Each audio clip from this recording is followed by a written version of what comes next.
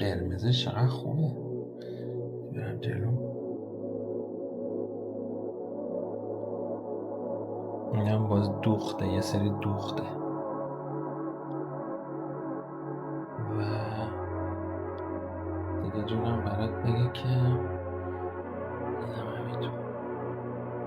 یعنی البته میتونی بری صندلی استفاده کنی با کامران.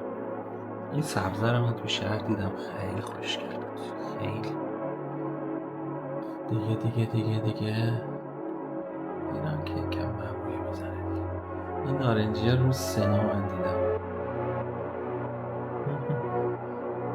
خوشگله.